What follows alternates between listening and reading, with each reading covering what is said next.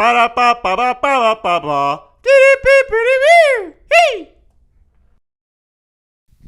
All right, welcome to the show, everybody. I have a buddy of mine on here. His name is Phillip Abraham. He's a comedian and a lot of different things. I don't really know what you do for work, so let's start. How you doing, Phil?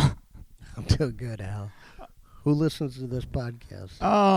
Right now it's like family and like every other straggler here and there. Like not that many people, but Stragglers? yeah, just stragglers, random Like people. post-apocalyptic Yeah, people? yeah, just zombies here and there, Nice. Yeah, but we're building the audience. We're working on it. What's up, Hallies? So I feel like I haven't seen you in a minute. It's been like at least a month, I feel. I don't know. Yeah, it's been a little while. Yeah. But But it's good to see you, man. good to see you, man. We were talking before this started about how you were in boarding school. So let's start with that. What was boarding? Where were you when you went to boarding school?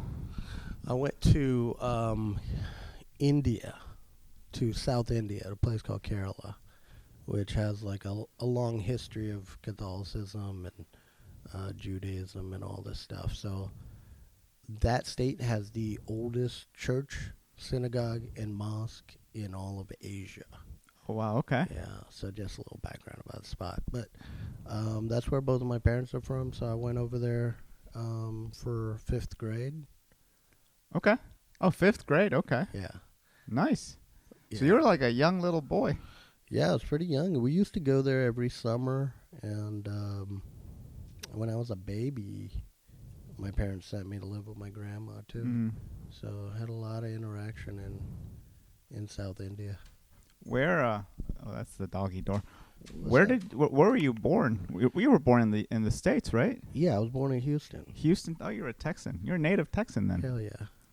Yeah, born and raised mostly in Houston, in Texas, where Houston, Dallas, Lubbock, Texas, Okay. McAllen, Texas. You know Okay. where that is? I've heard of it. Never been. It's down on the border, Oh. South Texas. Okay. Yeah, all those places, man. And What then the- a little bit in India, a little bit in Singapore. Okay. You've been all over, man. Yeah. So, what's the main difference between India and Texas specifically, since you spent a lot of time in Texas, like Jesus. other than the people, right? India and Texas, so the Yeah. country and the state. Yeah. Just to get like in a microscope thing, I mean, I guess India's less developed, like as far as like corporations Mhm. development. There is a lot of like business and like individual entrepreneurship. Mm-hmm. So that's like more free. Yeah. And I feel like in America, there's a lot of rules, Mhm. regulations. Yeah. So that's the cool part. And then, they're just, it's more free, like just overall. Because you kind of although last time I was in India, they have a new law in that state that I spent a lot of time in Kerala. Mm-hmm. I shot a documentary film there too. Okay. Over like 2 years, 3 years. Wow. Okay. But they passed a law where you can't smoke cigarettes Really? outside anywhere. And so you can't smoke at all? Yeah, so I was smoking, and we were by the studio where we were doing some sound stuff, and we were smoking, and then somebody made a whistle Mhm. to like signal that the police Yeah. were around the corner, and we're all grown adults, right? And then I flicked the cigarette down into the alley. And then they drove up. And this is far away, too. Oh, they no. drove all the way to us and then started, like, questioning me about whether I had a cigarette. I was like, no, dude, that was a piece of paper I threw. And then I picked up a crumbled piece of paper. I showed him. And, just hassling me. Did it bring you back to like when you were a child, like hiding smoking from your parents? I don't think I was ever hiding. Really? I was never doing it around them, so Okay. it wasn't a thing. But yeah, it's a messed up law. How many states are there in India? I don't really know much about India. Dude, I don't know either. Maybe 25? Okay. There's a lot of states. There's a lot of dialects and languages Mm-hmm. besides Hindi. Yeah. Hindi's like the big one, right? Yeah. Everybody knows. But I speak a language called Malayalam. Malayalam? Malayalam. Did I say that right? Yeah, I think so. Okay. What? How different is that from like Hindi? Oh, it's very different. Yeah. Yeah, most people that speak Hindi can't even pronounce anything in Malayalam. Really? Yeah, it's the oldest language still spoken. That's the closest to Sanskrit. Okay. Yeah. Oh, it looks like this. Look. Oh, you have a tattoo? Yeah. Okay, that's cool.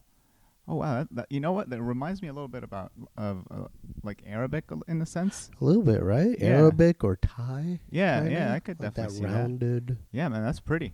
What does that say? This says Kalike, What does that mean? play. Play? Nice. I like that. That's fun. Yeah. It's a good reminder. Try to live my life by that. Yeah, you're a fun guy. You're always playing. Don't take anything too seriously. Mm-hmm. I like that, man. So, you how old were you? You said the first time when you were a baby you went to visit your grandma. How long were you there with your grandma? My parents, they couldn't take care of a small baby because they were both working double shifts, and they had, in the 70s, Just hustling. in Houston. I think they came to New York first and then went to Houston. And so, yeah, just hustling, working blue-collar jobs. And they sent me with an aunt Okay. to India, which is it was like a 40-hour flight at that time. Yeah. And so I stayed with my grandma for about a year and a half, I think. Yeah. Do you remember any of it? I don't. There are pictures and stories like from that aunt that took me over there, and then my grandma and different people. But no, I don't remember much about that. So your first memories, I would say, are probably here in America. Sure. Yeah. Yeah, probably in Houston. Okay. What? How long were you in Houston? Till like second grade, I think. Okay.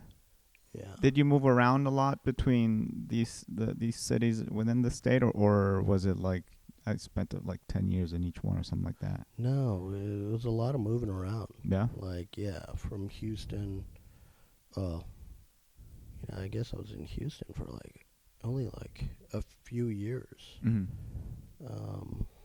Damn, Hal, you're making me recount my whole life. I'm trying to piece together the pieces of my life. This is all about making yourself known to yourself, you know? Who am I? I ask myself every day. Yeah. Every time I figure out who I am, though, I change. Yeah.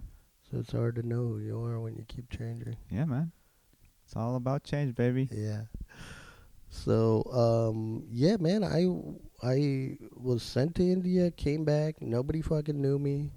My sister didn't know me. Nobody knew my family, my cousins, obviously my parents and aunts and uncles, but we had a large extended family, like cousins. And so, the kid's born, kid's sent off, comes back. It's like a 3-year-old at this point. I think it was 2.5 or something. Yeah. 3. And so, nobody knew who I was. It was like this kid. Yeah. Kid had just showed up. Wow. Yeah. Did you have a hard time making friends that way? Or you're like a very social guy, so was that like a developed thing, or were you always like that? I think I was pretty social, but I also had a lot of anxiety. A lot of anxiety and just dealing with a lot of change, And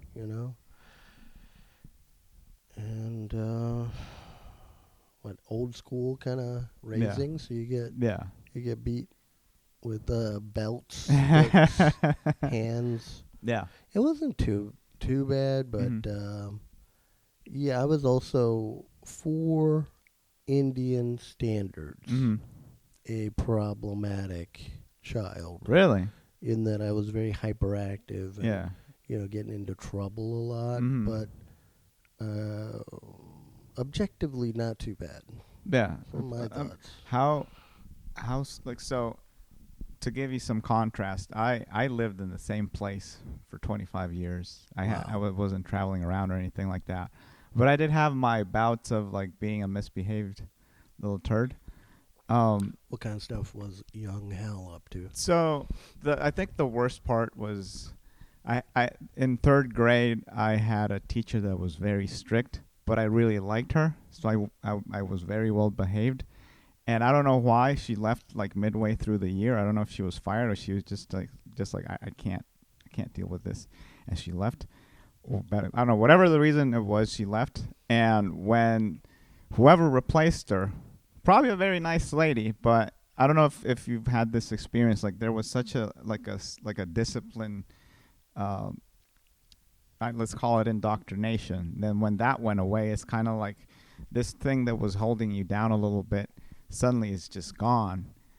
And so this teacher was holding you down? no, not What do you mean, like it was just like metaphorically? Yeah, metaphorically, like, and it was in a good way, like, because I was always like, I was very happy to oblige whatever rules she had in place, right? But when the other one came, it was like just, I don't know if it was chaos or she was just a really nice person that she didn't really know how to do that. And when that went away, I was like, ooh, I don't really need to behave according to your rules. So I was like, I tend to be like a class clown if I really want to, but I also want to be well behaved. And in that moment, I'm like, oh, I'll just be the class clown. But I also I would pants people a lot. What? Yeah. I was. I can't imagine this. Yeah, I was a bit of a troubled child back then. Aggressive move. Yeah. I think I did that like 3 or 4 times to different people. They were all boys, just to be clear. But she and I was like, I also like to joke around, like make the class laugh sometimes. So I think she did not appreciate that, and she saw me as like and I guess I didn't respect her too, because like suddenly you have like this disciplinarian, and then the disciplinarian leaves, and now you don't have that, right? So the lowest point was like, hey, you don't. She's like, hey, don't come to school, like you're suspended. So I stayed at home one day. And she had the power to suspend? I guess so. I don't know. So she just told me that, so I didn't go to school. I'm like, hey, I'm suspended. I told my parents. They're like, hold on a minute. What? And so they took me to school, and we talked to the guidance counselor, and the guidance counselor was like, hey, you got to behave. And after that, I was like a well-behaved boy again. This is your dark side? This is in Spider-Man, you know how they had the bad Spider-Man? Yeah. Tobey Maguire. Yeah. This is your version of the bad Hal. Yeah, I know. It's very... You pantsed a couple of people, and they suspended you. Yeah, very different upbringings over here. So, to give you some contrast... Where was this? So, I grew up in Costa Rica. Oh, it was in Costa Rica? Yeah, but it was a British school, though. Interesting. Yeah. So, now having said that, like I said, I'm like very contrasting life, because you like moved around quite a bit. So... Mm-hmm. When you like got to these new like I've had a little bit of moving around like ever since I was 25. Yeah. But so making friends has been interesting, because like you meet a few people and then blah blah blah. But you had to do that as a kid. I had to do it as an adult, and I feel like it's a lot easier as an adult. I don't know. What do you think? I guess it's having to adapt to changing those environments and the people around you all the time. Yeah. And you're also going to different places. I mean, not just Texas, but overseas. Mm-hmm. You have different cultures. So yeah. It was, I think it's added a lot to my life, in the sense that I've been able to explore a lot of different types of people. Yeah. That's the cultures. And what was your favorite part of your childhood? Like throughout all this moving around. Favorite part? I don't think there is one particular favorite part, but there's just a lot of different, good and bad. But something that stands out throughout all of it. So it's not. There's no one particular. Mm-hmm. Yeah. Okay. So let me phrase it. I mean, Catholic boarding school was pretty intense, right? Yeah. Obviously. coming from America to India, then a Catholic, and Yeah. then boarding school. That means you live there. How? There's not many Catholics in India, I take it. In that state, there's Yeah? a lot. Okay. Yeah. I mean, probably 30%, 40%. Really? Yeah. Okay, that's quite. How many people live in that state? I don't know. Quite a bit. Maybe 20 million, 30 million. Okay, that's 30 to 40. That's a lot of people, man. You got to check it out. We could Google this, but Yeah. I don't know. I don't have a Google bit, so Oh, well, let's go off of like your stats. That's sounds good to I me. want to thank Google for sponsoring our show today. Also, this show's sponsored by Eastsiders. Philly brought some Eastsiders because they sponsor your show, right? Yeah, they sponsor Rex the dog. So Okay, so shout out to Eastsiders. only drink East Ciders. Yeah. I don't even drink water anymore. It's only That's your hydration. yeah. I'm good. ride or die. Ride or die, baby. Yeah, that's how I live my life. So, Catholic boarding school. You said your parents. Well, I don't know if you mentioned this here, but you were telling me like your mom was, Orthodox. Orthodox. For some reason, I had Oxnard in my head. Oxnard Catholics, straight from California. Yeah, and then your dad was he was Jewish, correct? His side of the family is Syrian Jews, Mm-hmm. but he grew up basically in the Pentecostal. Okay. Because his dad converted Oh, okay. to Pentecostal Christian. Was that because of persecution or something like that, or just like personal preference? I think it was personal preference and like a calling he had and whatever. But before that, they were practicing. What is it called?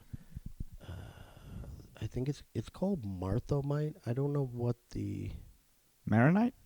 no Marthoma. Marthomite? Yeah, Marthomite. Okay. So that's what they were practicing. But the before that, so all the rest of the family is that. Okay. Which is like Episcopalian Catholic kind Okay. of weird thing with all these like observances and rituals.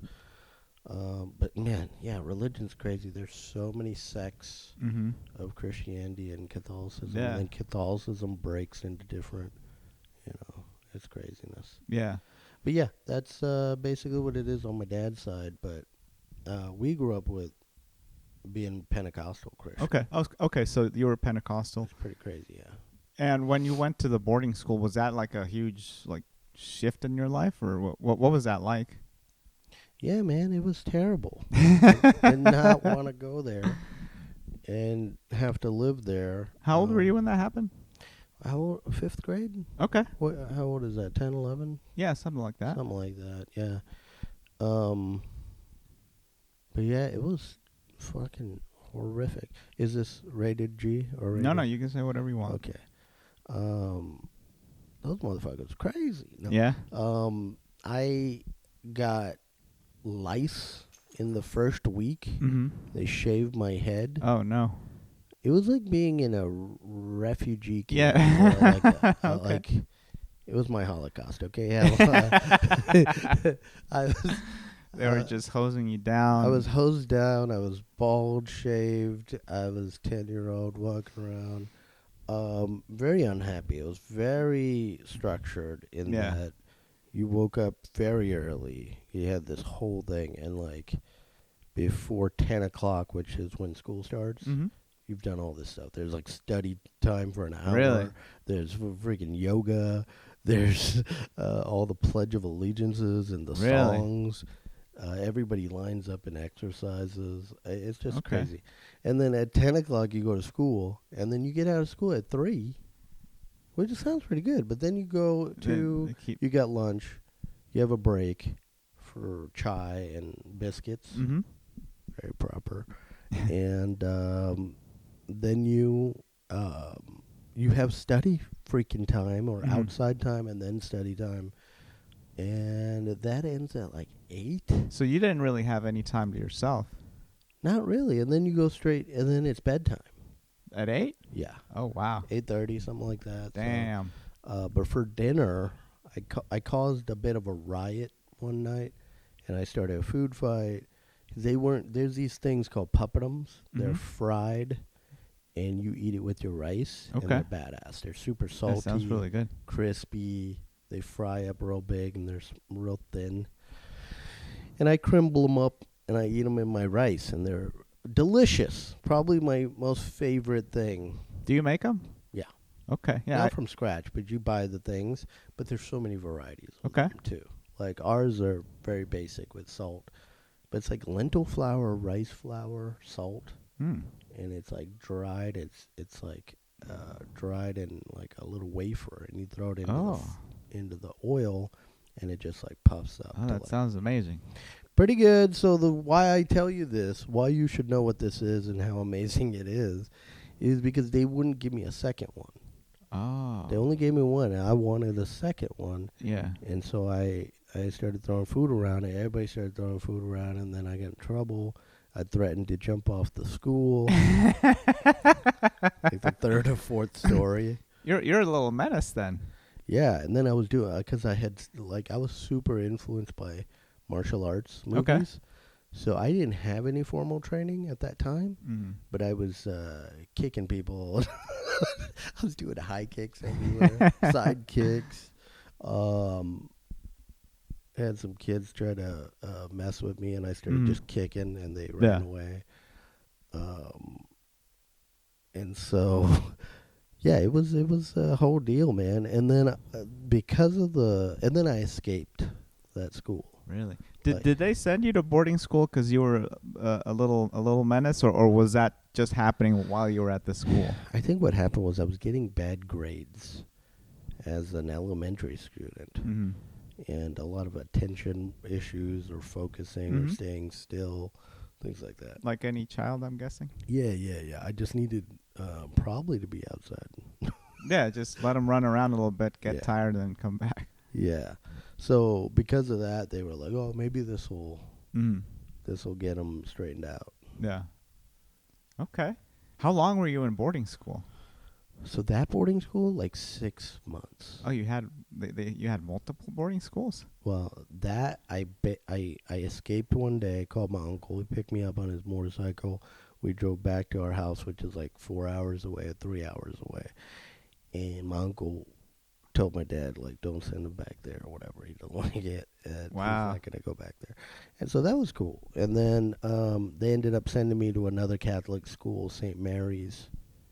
And I was bused every day to St. Mary's. Really? Which is like, I think it was like 30 minutes away. Okay, so you were living with your uncle? My dad. So your dad was there. Okay. Yeah, my mom and my sister were back in America. Okay.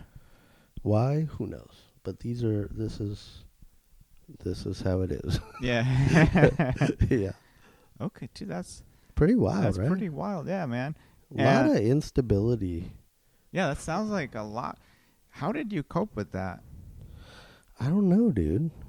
I remember at the time, in the boarding school, just talking to different kids and learning about them, and they're from there, like people from Africa, Middle East. Oh, so there's all over. Europe. Yeah, they're from all over the world.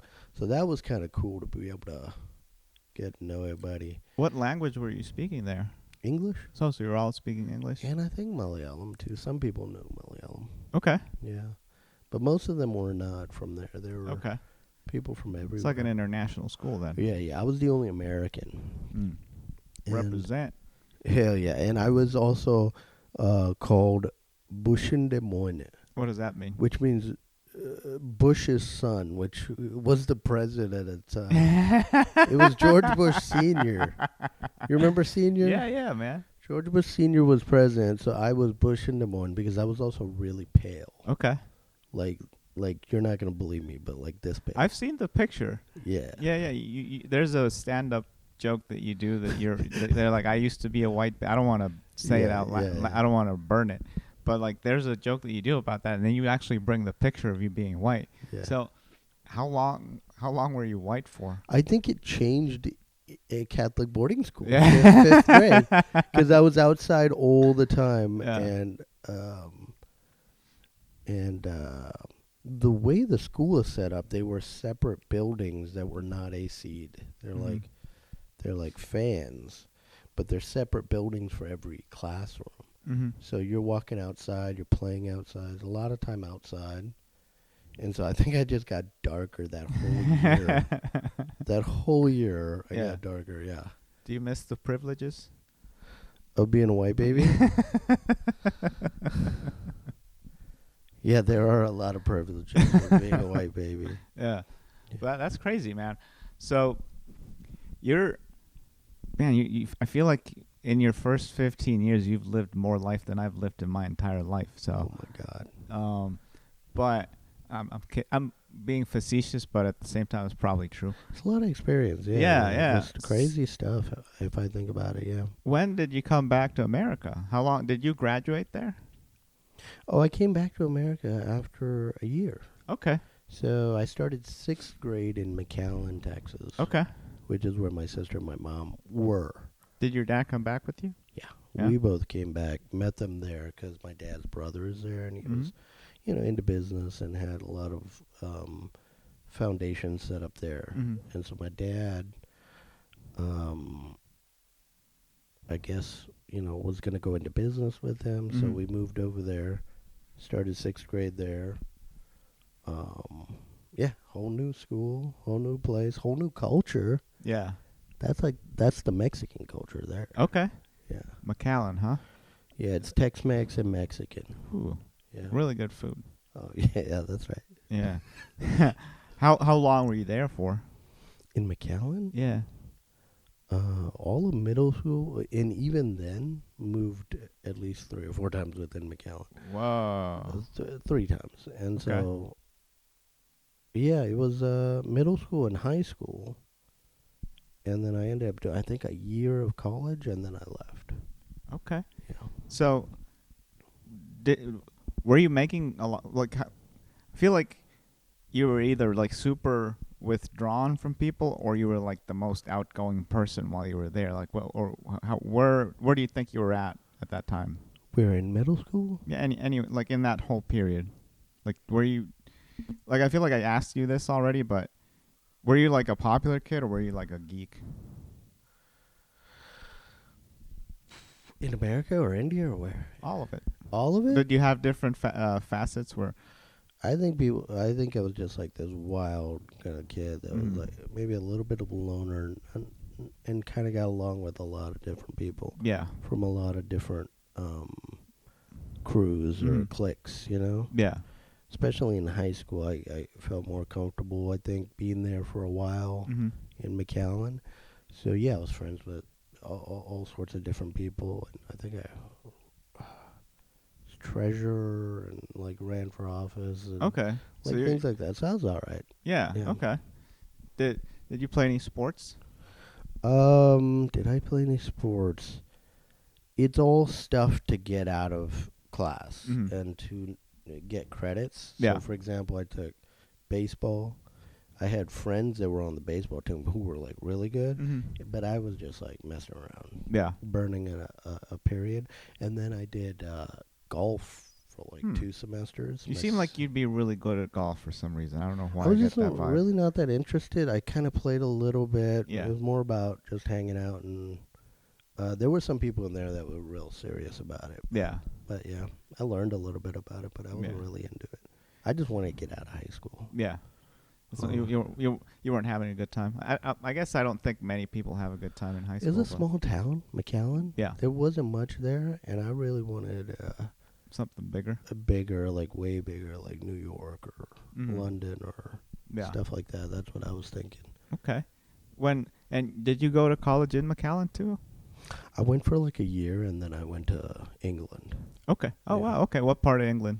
A place called Buckingham. Okay. It's in Buckinghamshire. Okay.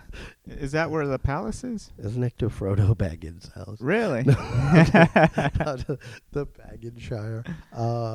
It's London, Milton Keynes, about an hour from Milton Keynes. I can't remember all the geography over there, but I'd say like 2-3 hours from London. Okay. Milton Keynes is the next big city. Okay. This is kind of like a little town village where this massive colleges Mhm. called University of Buckingham, Yeah. and that was also an international Okay. college, Yeah. and it was known for common law. You know what that is? Um, remind me. It's a British legal system. Okay. So everywhere that has a British colony practices common law. Mhm. So this university, or they call them unis, Mhm. that uni was specialized in Common law. Okay. So you could get your bachelor's, your master's, and your PhD in common law there. Okay. Is that what you did? No, I studied English literature, Okay. and dude, there were people from every country in the world.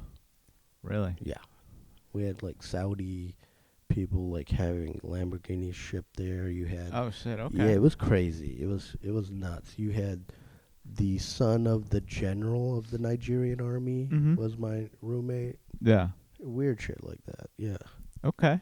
yeah. That's very interesting. So, what did you finish your English degree? I just did a year there, and then I came to Houston. Mhm. Back to the beginning. Okay. How was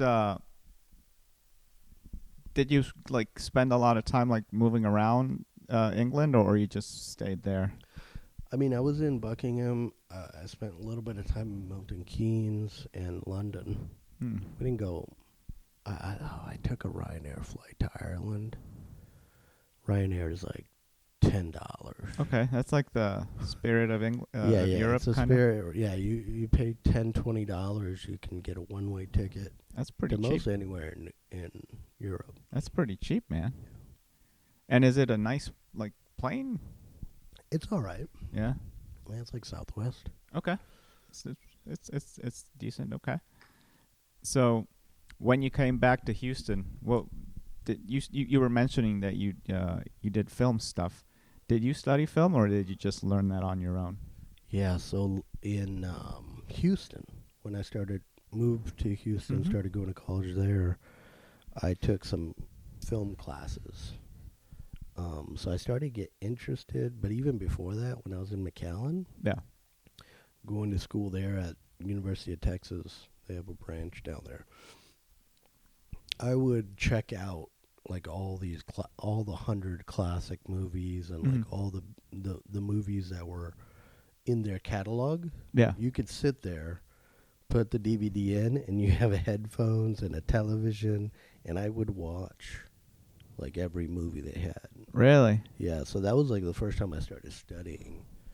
But I also remember when I was in high school, we got the IFC channel Mhm. somehow, like through some package of a satellite or whatever Yeah. happened. So IFC was the independent film channel. Mhm. And at that time, they were just starting. So they were showing a lot of cool stuff. Okay. So, yeah, those were probably the first introductions. And then, yeah, in Houston, I took some classes and studied stuff. And then in Austin, I also took some screenplay classes. And then, yeah, moved to Austin. And that's where I continued the film thing for like Okay. at least 7 years. Did when you moved to Austin, has that been like your hub since you've been here? Or quiet, buddy. Sorry, the dog's barking. Has that been your hub since you've been here, or have you been moving around a little bit? Quiet, dog. In Austin? Yeah.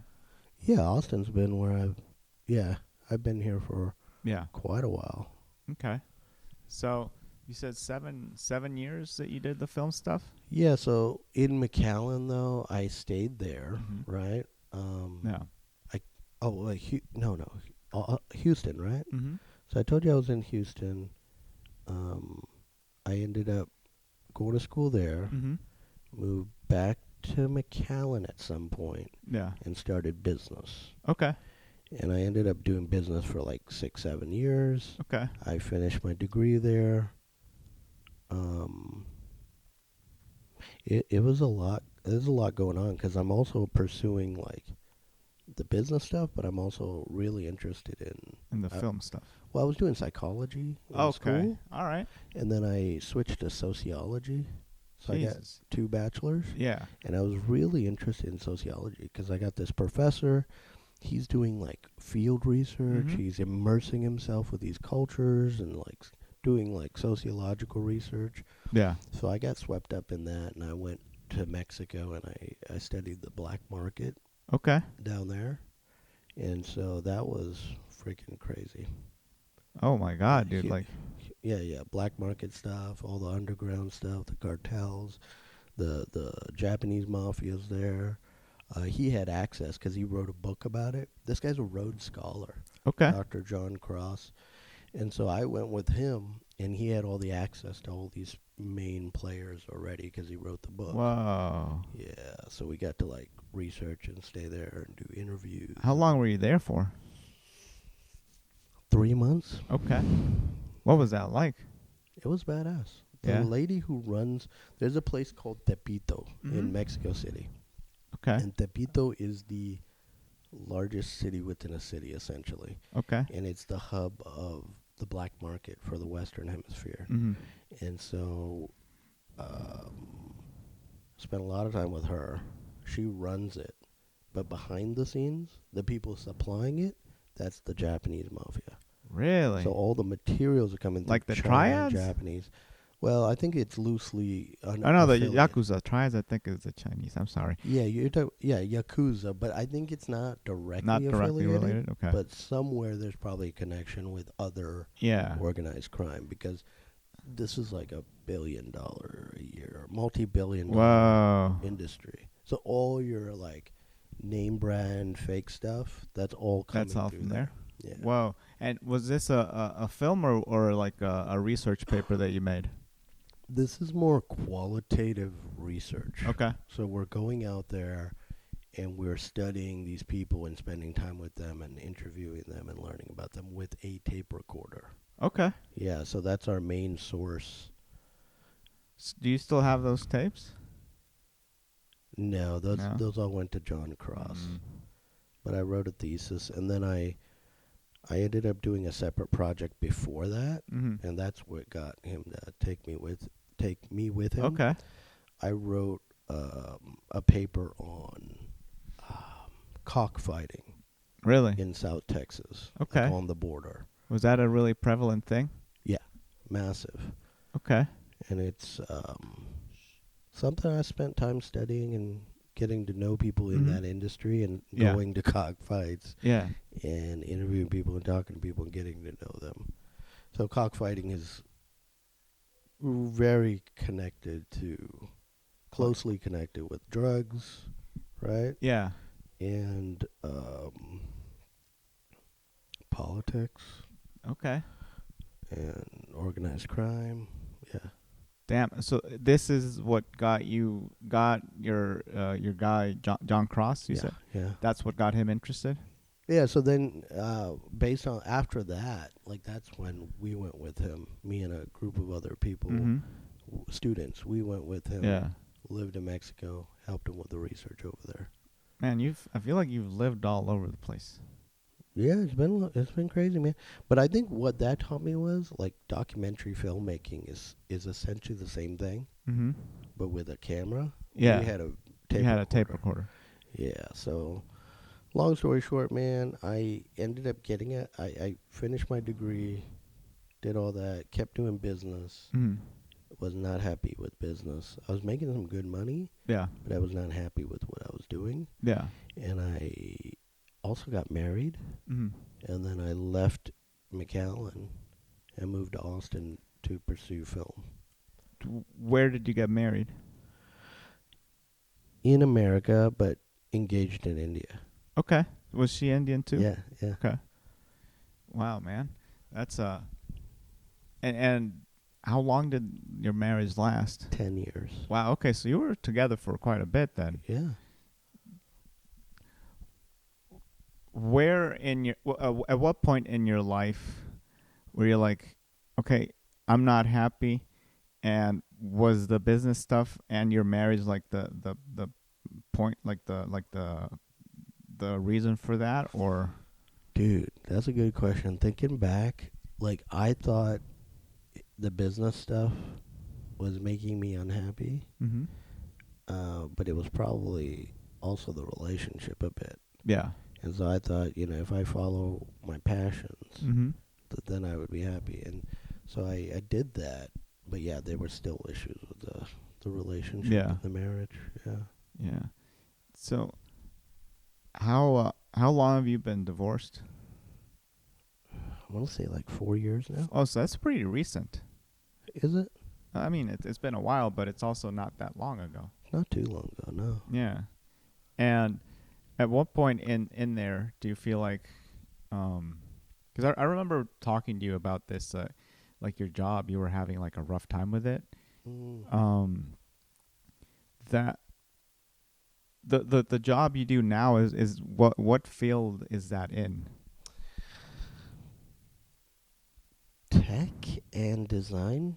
Okay. So it's like the intersection of technology and design. Okay. And what you do is that anything related to the things you studied, or is it like something else completely? It's related in the sense that it still has to do with human behavior and psychology and Mm-hmm. the study of individuals and groups, Mm-hmm. right? But it's unrelated in the sense that technology is coming in, Mm-hmm. and it's also the study of human interaction with machines. Okay. And by machines, I just mean software. Yeah. So yeah, that's the difference. Okay. Man, you're like a damn man. I don't know how to explain it, man. Like you just have done everything. I feel like what's your favorite project that you've done in terms of like film? Because I feel like that's something that like you're very passionate about. Dude, I really enjoyed making short films. I did it narrative films, Mhm. and then I did documentary films, and then the last project I worked on was a feature documentary Mm-hmm. in South India, where Okay. my family's from. Yeah. And it's about snakeboat racing. What's snakeboat racing? It's a festival. Mhm. It's a sport that's takes place during this festival every year, Mm-hmm. called Onam. Okay. And during Onam, you have snakeboat races. And it goes back to 600 AD. And basically, different villages compete in snakeboats. So it's like a very traditional thing. Oh, it's very traditional. Like they're all competing. Like imagine 3 or 4 of these boats racing on, and it's all completely rivers, and water is a Mhm. major part of that place, right? So it's a point of pride. Like people will win it. They're like, local heroes essentially. Mm-hmm. And so that, like what one snake boat is, Mm-hmm. and imagine like 4 to 6 racing each other. Yeah. One snake boat is as long as this house longer, and it fits 120 guys. So I was thinking it was like a small thing. That's okay. That's quite big. Yeah, they're massive vessels. How fast does one of those things go? I'm going to guess like 40, 30. Really?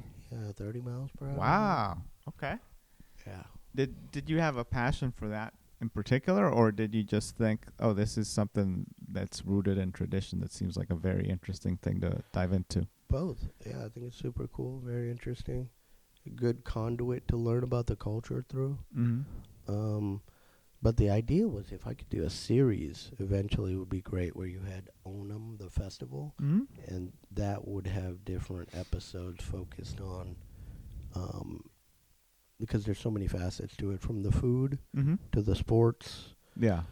to song, dance, art, like different Yeah. things. Yeah, so it's a huge kind of thing that could be unpackaged. Okay. Is that what you ended up doing? No, ended up making the documentary rough cut, or let's call it a assembly cut, Mm-hmm. and then got selected to be one of 4 documentaries Okay. in Austin Film Society's Doc Lab Nice. with Sundance. Okay. Yeah. So we were in that incubator, And long story short, we need a lot of money Okay. to finish the production of the film. Mm-hmm. So it's been on hold for years. Okay. Yeah. So you're still in the process of like thinking it out, or? No, it's just I'm thinking I'm not gonna deal with it. Maybe it'll come back in the future, Mm-hmm. and there is all the footage and everything we've done. Mm-hmm. We also recorded like original music using musicians in that area. Yeah. Soundtrack, all this stuff we worked on. So I'm thinking it'll come back at some point when it's the right point. Mm-hmm. That's my thought, at least. Yeah. Yeah. Okay. You're just waiting. Like the feeling isn't there right now. Well, there's nothing else I could do without the money, Okay. and I'm thinking let things kind of go and Mm-hmm. see if possibly it can come back. Yeah. Like I could see a lot of different iterations of how it could come back. Like there could be something that happens now, Mm-hmm. and we use the footage from the past to juxtapose it with Yeah. now, Yeah. because all those people are still there, they're racing, and so that's kind of what I'm thinking. I'm just putting it on the burner, but not Yeah. like wiping it out. Yeah. Yeah. It's still in there. You're just waiting for the right time, I guess. Yeah, and dude, that's what I love about stand-up. Yeah. I can come up with a concept, I can flesh it out, and then I can express it and get it Like out that. immediately. Yeah. Film is not like that. No, it's cool because it's very collaborative Mhm.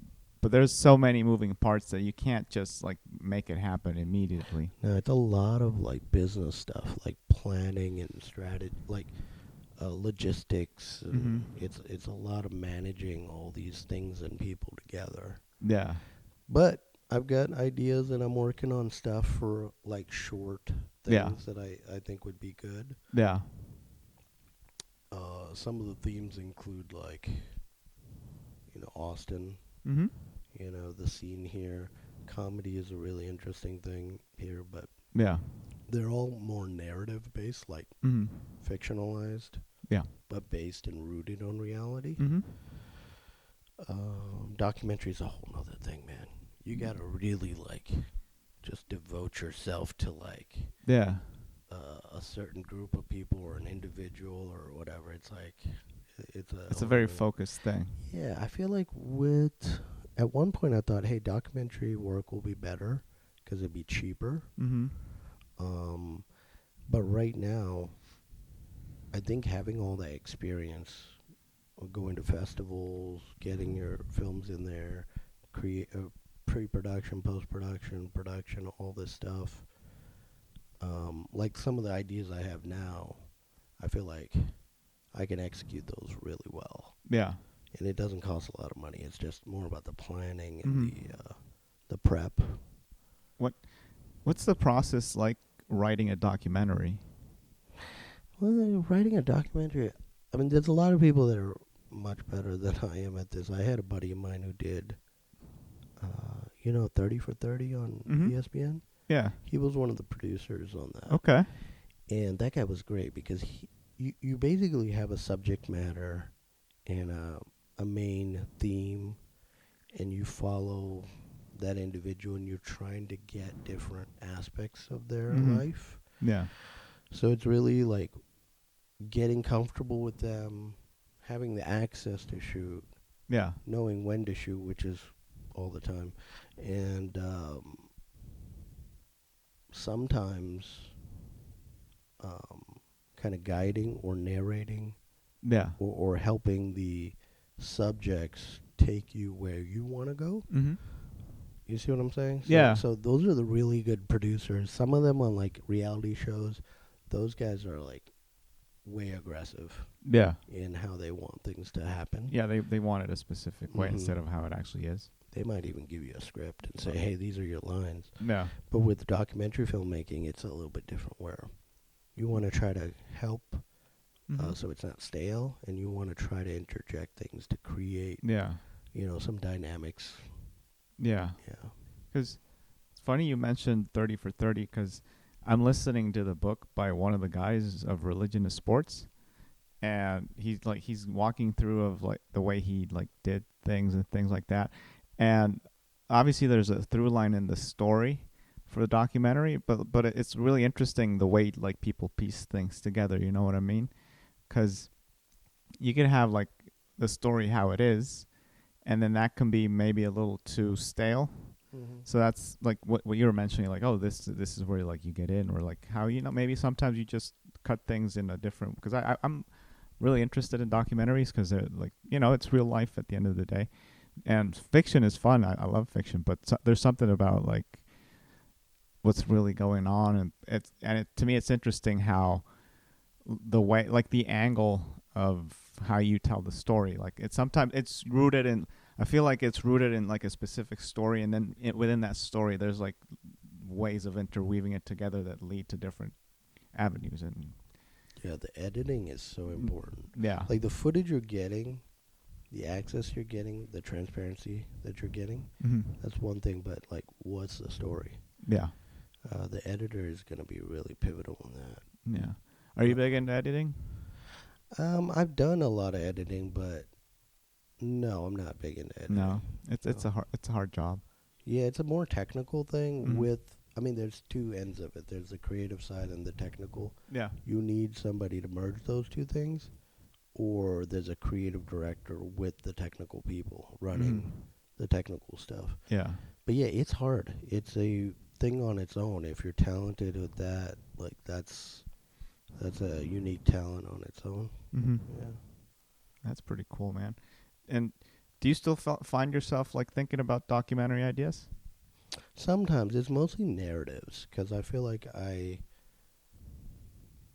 could really create the thing that you want to create, like the story, the characters, the environment, Yeah, the feeling of it. It's possible to create that. The documentary is like, overall film is a hard industry, right? But like documentaries too. Like if you look at the number of documentaries that actually get some notoriety, you're talking about less than a percentage of 1%. yeah, So it's like ridiculously difficult. But I feel like the other one, like narratives, you could tell a story that you want to tell. yeah, And that's what I'm interested in, rather than the docs at yeah. the moment. Okay. Yeah. And are you interested in telling like narrative, like with acting, or like what way? I'm really interested in like in having a script, right? So you have your dialogue, but also iterating a lot on that and putting that script through almost like testing, Yeah. where you're doing like a table read, right? And you find out how things sound, how things flow. Yeah. There's feedback from the actors. Yeah. And that's a process you can keep doing Until you get even it right. while you're shooting it, Yeah. and figure out what flows right. Yeah. And that's something like a younger me would not have known how to do. I would have Really? been like, Okay. this is what we're doing, this is what we're going to do. And maybe if the actors ad-lib a little bit, that'll be what happens. But Yeah. but I really like Larry David's approach Yeah. of improvisation and some sort of structured storyline. Yeah. Yeah, that seems like a fun way to go about things. Yeah. 'Cause Especially when you got such good talent. Mm-hmm. Because I think there's a lot of talent here with the comedy scene. Yeah.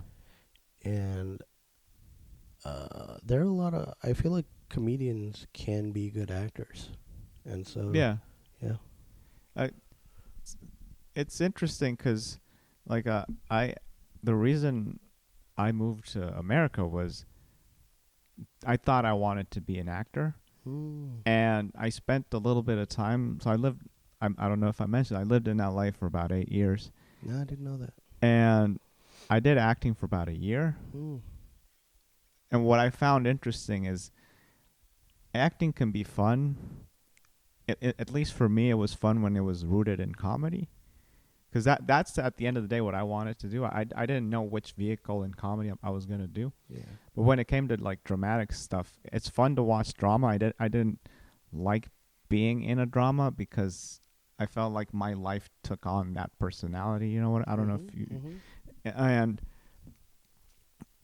and I wasn't a good actor, but I was good at playing myself. That's like the extent of my acting. You know what I mean? Yeah. So, but I feel like comedians are really good actors in general because you have to know how to act when you're on stage. Yeah. Because to be able to portray those emotions Yeah. is like you need to be able to do that. So it's easy. Like comedy translates very well into acting, but I don't think it does it the other way around. You know what I mean? Yeah. And I think it's a lot more subtle with comedians versus like actors or Yeah. improv actors. Yeah. They're gonna kind of go over, I think, Mhm. or try to act. Yeah. But I think maybe comedians might not try to act as much. Yeah. But I was recently doing a video with, do you know Adam Buckheister? No, I don't think He's so. a local comic. He makes videos too, Mhm. like different commercial videos and fun stuff. Mm-hmm. But he was shooting something. I'm in it, and I had been doing a bunch of like short form Mm-hmm. content with other people, Mm-hmm. like I don't know, 10-second videos, Yeah. 15-second videos. And so the way I was acting was like you would act in those, which is elevated, Yeah. right? But in that kind of stuff, it's almost like a short film Mm-hmm. where it's more about subtlety. Yeah.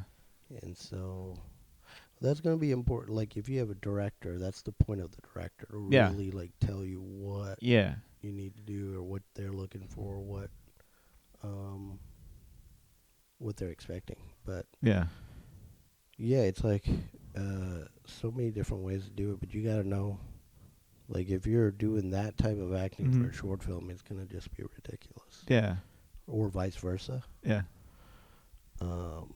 Like subtlety is not really appreciated in like the social media world, Mm-hmm. right? So you got to go, oh, one of the things I hate is that face, that surprised face Yeah. that everybody has Yeah. on those thumbnail pics. Yeah. It's very disturbing. Yeah. And so I feel so you're still very involved in the narrative portion of it then. Yeah, it's still of interest. I'm kind of like, I don't know, just kind of think of everything as flowing, so it's like nothing separate. Yeah. So writing film and stuff is the same thing as Yeah. stand up. What was the thing that brought you to stand up? Oh man, yeah. I guess honestly, talking about this doc, perfect example. I'd spent years spinning my wheels on this doc, Mm-hmm. and I was starting to get a little bit hopeless. Mm-hmm. And it was one way of having a creative outlet. Yeah. And I wasn't really that excited to do stuff anymore. I was really big into cinematography too, and taking photographs. I used to do a lot of that. Mm-hmm. And I was just at a point where I was not happy to do any of those things. Yeah. When it came to like visual storytelling. Mm-hmm. And I couldn't even tell you. It's so weird. The comedy thing has been pulling at me for my whole life, I think. Yeah? Yeah, because when I was a kid, I was watching Cosby with my dad, Seinfeld, Def Comedy, Kings of Comedy, so on. So your dad is a big comedy buff. Yeah, well, growing up, yeah, I remember watching a lot of stuff with him. Red Fox. Yeah, I love Red Fox. Yeah. So also comedy-wise, influenced by like black, Jewish. Yeah, all of it. Yeah, all sorts of different kinds of comedy too. I know that the Indian comedy scene is like just starting out. It's like in its infancy stage. But have you seen any of the Indian stand-up comedy? Not too much. I know a few people that are from there that are making like huge splashes here. Guy named Veer Das. Yeah. He's huge. And he's from like New Delhi or something, Bombay. Yeah. And there's a girl who wears cat ears who's huge on social media. Mm-hmm. She's a comedian from Okay. there. Yeah. And so I just know there's a lot of people getting into it now. So there's still early stages. Mm-hmm. But, in time, they're going to probably produce a lot of people that Yeah. they have a huge number of people. Yeah, there's I mean, with those numbers, there's even if you have like a very low percentage, it's still going to be pretty large. Yeah. So, and then you got England. There's a lot of people over Mhm. there too doing stuff. I watched that Tom Segura documentary a long time ago where he goes with 2 or 3 other comedians. Yeah, I Need You to Kill.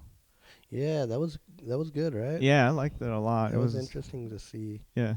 at that stage in their careers trying to, get out of their comfort zone. Yeah, it's interesting. So, because I, here's what's interesting. Like, so I saw, like, I didn't see. I heard your Kill Tony appearance, and then like immediately, like the day after, I saw you at an open mic. I thought, that's very interesting, because I'd never. I know you started very basically like. You did Kill Tony like very much in your like when you started, right? Yeah, I think I did 2 or 3 mics. I was at Creek in the Cave, Mm-hmm. and the comedians that I met at that time, Mm-hmm. which was after doing 2 or 3 mics there, who none of them are even there, I don't think, anymore. Yeah. They were all going to sign up at Vulcan Mm-hmm. for a show. They said it's like an open mic. That's what I heard. Yeah. There's another open mic. And I was just trying to go to open Yeah. mics. Oh, so you didn't even know what it was? Not really. I had never seen it, never heard of it, didn't Mhm. know who Tony Hinchcliffe was, none of that Yeah. stuff. So I went with that other comedian who lives in California or somewhere now. Mm-hmm. I forgot his name. And I got pulled. And it was terrifying. Yeah. Yeah. Had you Yeah. ever Because like? Vulcan is like 2 stories. Yeah. And it's how do you call it? 180 degrees? Yeah. Yeah, it's 180 degrees, 2 stories, and there's an entire band behind you.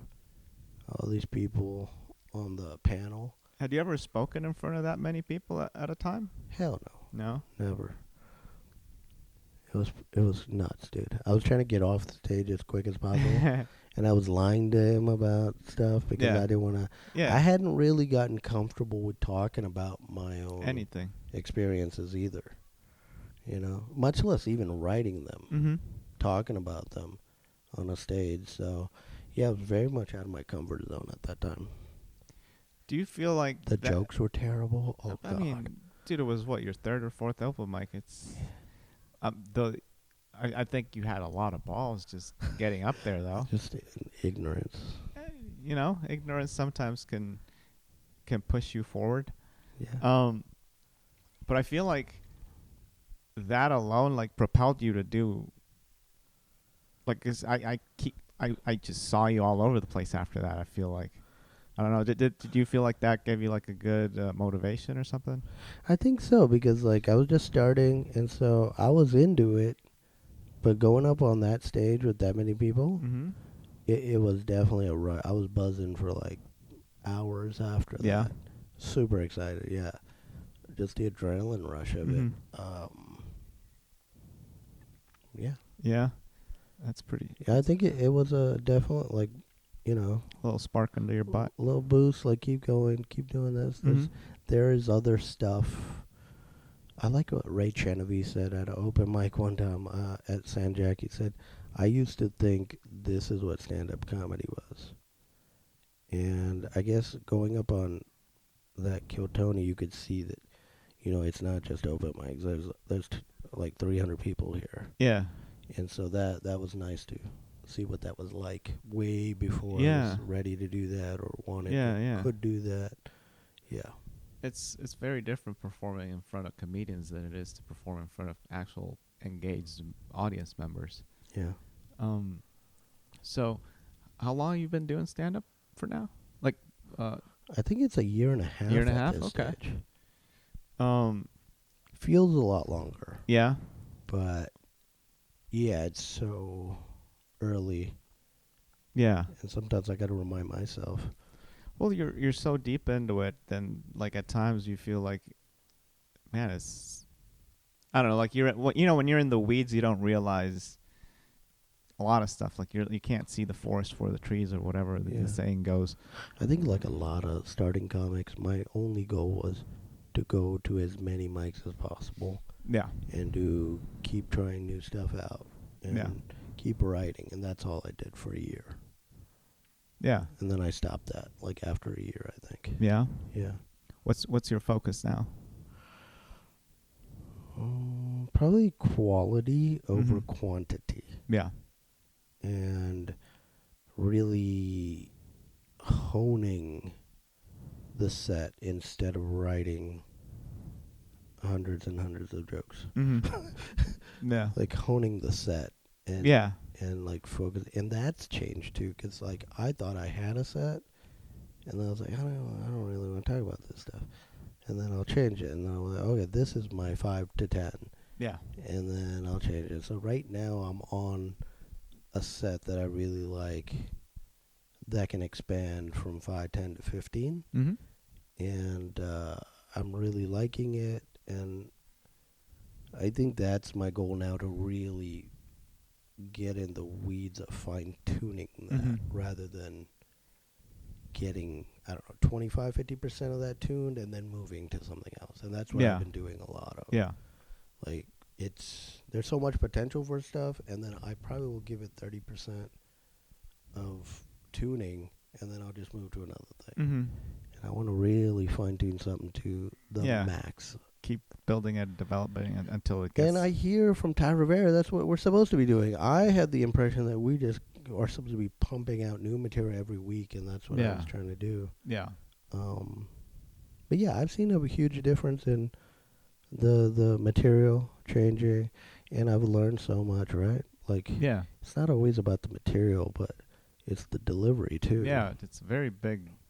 I feel like the writing has to be there, but also if the performance isn't there, then Yeah. they both need to complement each other instead of like you can't have. I feel like there's a lot of people that are really good writers, but when it comes time to perform it, they're not that good, and then the other way around too. But I feel like if even the people that are the best writers, they need to have that subtlety when it comes to performing it, you know.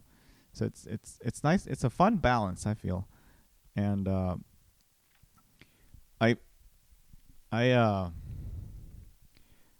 I've noticed like I haven't seen you in a bit, but I have like this what you're mentioning. Like I have noticed how you have like gone deeper into like building your like whenever I've seen you, like you've done that. So it's been Yeah. a fun progression to watch, you know. Thank you. Remember the white baby you were talking about? Yeah. So that was a whole thing that I was trying to focus on and use. And yeah, I completely don't like it anymore. Yeah. I feel like I'll come back to certain topics when I have the skills, maybe. Mhm. I feel like maybe I don't have the skill Yeah. to tackle certain things the way I've been trying to tackle them. Yeah.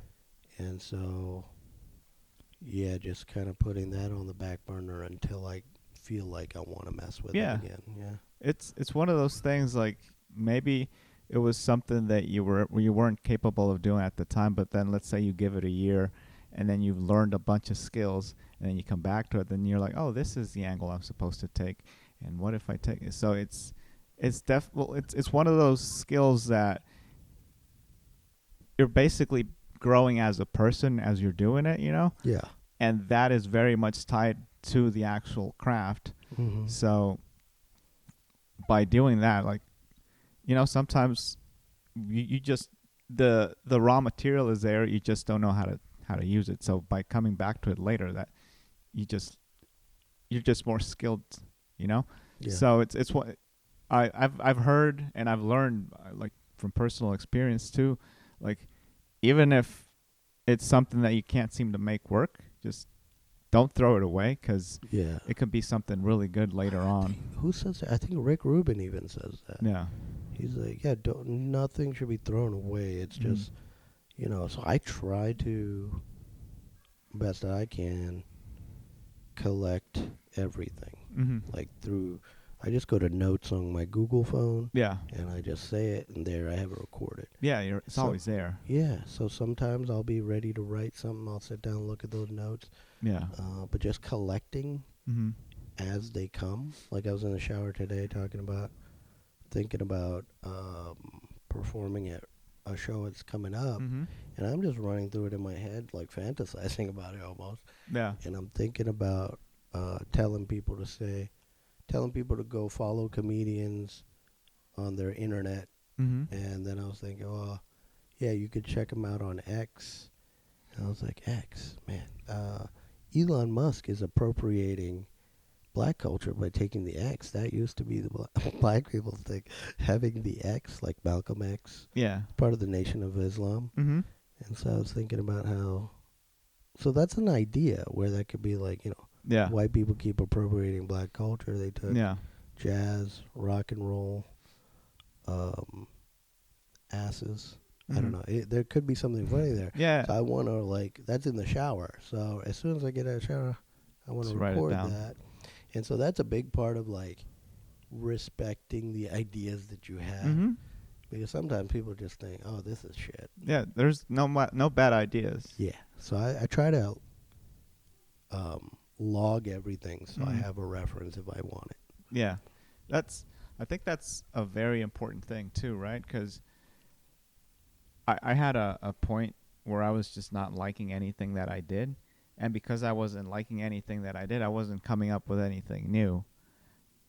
Because I was just rejecting whatever. So if you just let yourself go with it, then just whatever idea comes, it doesn't matter if it's good or not. That's not for you to judge when it comes. Just write it down.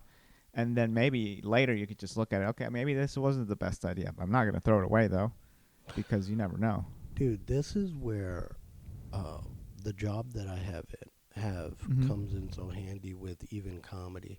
Because the idea of the type of design I do is called human-centered, user-centered design. Yeah. And that's iterative design. So the idea is you put out the worst ideas so you could get to the best idea. Yeah. That's the foundational principle of this type of design I do. And so, Alden talking about it, the tag writing mics, most of your ideas are going to be bad. Just write them down. Yeah. That's how you get to good ideas. Yes. Yeah. Because you got to go through the shit to get to the good stuff. Mm-hmm. Polishing the turd, baby. Yeah. Yeah. And what do you feel like stand-up is the craft that you're most closely linked to now, or what is this what you want to do? I love it. I do want to do this, but I also see I see a way of flowing between possibly other art forms. Like I still like to do. I still like painting. I like writing poetry. I like writing other things like scripts. I want to make films, maybe even music. So all of it just seems to be just an expression. Yeah. Right? But stand-up seems to be a primary thing I'm really obsessed with. Yeah. Something I'm very excited about. It gives me a lot of excitement to prepare for a show or have a show or even do a open mic. I'm still excited to do that too. Yeah. All right, man. I'm very glad that you came on. I really appreciate you being here, dude. Is there anything that you'd like to plug? Pluggies? Pluggies? Where's our listeners? Are they here in Austin? They're everywhere. All right, catch me outside your mom's house. We got Rex the Dog once a month, right? So that's a house show. Amazing show, sponsored by Austin Eastsiders. We also have a monthly show at Radio Coffee, completely free, sponsored by Radio. It's called Comedy Mixtape. So that's coming up here March 21st. And we've got a show at Carousel Lounge, and that's a clean comedy show. It'll be April 10th. Okay. And that's going to be a good one. So we got those few going. What's your Instagram? My Instagram Yeah. is Phil is Funny. Okay. Is that the only social platform you're on, or do you have any other ones? Pretty much that's it. Yeah, Phil Okay. with 2 L's is funny. And I don't know. I think I'm kind of funny. No, you're a funny dude. Thank you. By the way, sir. I wanted to mention this in the beginning, but I got sidetracked by something else. So my dad's name is Philip too, but one Oh, L. is that though. right? Yeah. 1 L? Yeah. Yeah, there's a big rift between the Yeah. the 2 L's and the 1 L's. So I pride myself on being a 2 L. 2L. Yeah. Yeah. Double L, baby. Yeah. But I call him. He doesn't like it, by the way. But I like to call him a bunch of different things, and like I call him like Philly or Philly cheesesteak or things like that. And I might get away with a couple, but then after a few, he's like, okay, that's enough. What do you feel? Because I feel like people call you Philip. Is that because you want to be called Philip, or do you mind when people give you nicknames? Yeah, nicknames are fine. I don't know. I've been going by, with comedy, I go by Phillip Abraham. It just sounds, it's my full name. Mm-hmm. Phil Abraham. Mm-hmm. There's a director named Phil Abraham. He used to direct a lot of the Seinfeld episodes, a lot of really? television, like Okay. Sopranos, but it's Phill or Phil Abraham. Yeah. So that's why you differentiate. Well, I mean, there's no risk like that we're gonna get confused, but Yeah. I like the full name Phillip Yeah. Abraham too. Sounds something official about it. Mm-hmm. My middle name is Sam, so it's like Philip Sam Abraham. It's three PSA? first names. Hell yeah, dude. PSA all day, all night. Man, that's it's been great having you on, dude. Hell yeah. Thank you for coming on, man. Thank you, man. Appreciate you. You too, baby. Hal Sadi. Hell yeah, baby. Bye bye. Ba-da-ba-ba-da-ba. Boo! Bee-dee-bee. Ba-ba-dee-ba-dee. Boo-da-ba-ba-ba-ba-ba-ba. Ba-da-ba-ba-ba-ba-ba. Ba-ba-ba. Ba-da-ba-ba-ba-ba-ba-ba. Dee-dee-bee-bee-dee-bee. Hey!